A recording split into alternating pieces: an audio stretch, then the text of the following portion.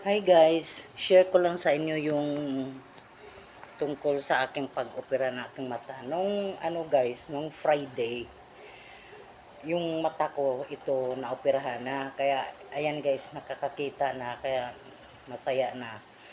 Bali bukas, 1 week na bukas pero bukas follow up check up ko bukas.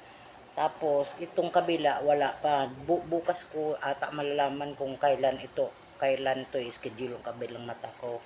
So, alam mo guys, sobrang saya ako guys kasi siyempre nakakita na ako. Dati nung wala pa akong makita na malabo talaga. Ito lang makakita pero malabo as in blurred na talaga guys. Makakita ako pero yung nakikita ko yung bagay na yan na may alam ko na may tao pero yung mukha tsaka yung kulay ng damit hindi ko na alam kung anong kulay niyan. So yun guys, sobrang saya ko. Tsaka nung hindi pa ako naoperahan guys, siyempre wala kang makikita. Grabing ano ko guys, depress.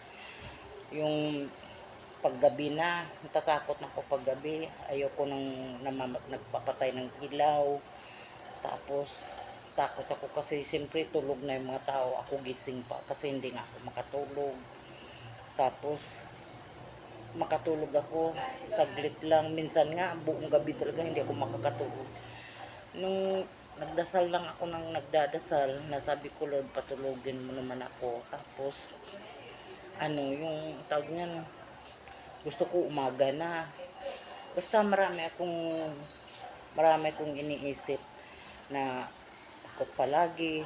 Tapos nininervyos, bigla na lang maano yung dibdib ko, ganun. Tapos lalo na yung nabalitaan ko na kung saan saan yung lindol, kung saan saan lugar naglilindol. Diyos ko, lalo ako para akong napapraning kasi iniisip ko paano na kaya akong magkalindol. Dalawa lang kami pag-araw kasi mga anak ko pumapasok sa trabaho. Kami lang dalawang mag-asawa, tapos hindi pa ako makakita, hindi pa ako makalakad. So kung paano na, sabi ko, bahala ka na Lord. Kaya pumapasok sa utak ko na nininervyos, kinakabahan. Kahit nga sa araw guys, nakahiga ako dito sa sofa, iba nang iniisip ko, parang hindi ko makokontrol yung sarili ko. Bigla akong babangon yan kasi nininervyos ako, parang iba ang iniisip ko. Pero ngayon guys na nakakakita na ako, awa ng Diyos, nakakatulog na ako. Pero hindi naman diretso yung tulog ko. Pagising-gising gawa ng yung balakang ko naman ang masakit, kirot. Kaya hindi ako makatulog na maayos. Pero at least nakakatulog na ako. Hindi kagaya dati na talagang straight hindi ako makatulog. Diyos ko, kahit anong isip ko, hindi rin ako inaantok. Kasi niisip ko nga baka mamaya kung anong mangyari, wala akong makita. Tapos yung dati yung ilaw lang sa CR ang pinabuksan ko, pero nung tagalan ng palabo yung mata ko, ayoko na, sabi ko yung sa kusina na ang buksan kasi malaking ilaw doon. So yun, tapos pag may bumababa galing taas, nagbabantay ako na baka mamaya patayin nila, nahiyaan mo akong gumising sa asawa ko na patay yung ilaw bukas kasi siyempre pagod din siya dahil buong maghapon siya lang lahat. Siya na mamalingki, siya nagluluto, siya lang dito sa bahay, nag-aalaga pa sa akin.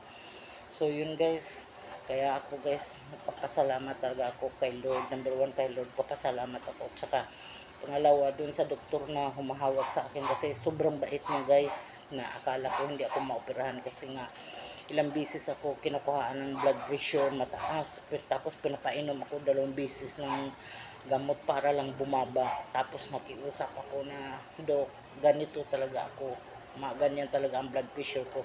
Kahit nung nanganganak pa ako, tuwing panganak ko talagang ganyan mataas ang blood pressure ko. Matagal nga akong hindi pinapalabas sa ospital gawa ng mataas ang blood pressure ko. Tapos nung nagpa-therapy ako, natatakot yung therapist ko dahil mataas nga yung blood pressure ko.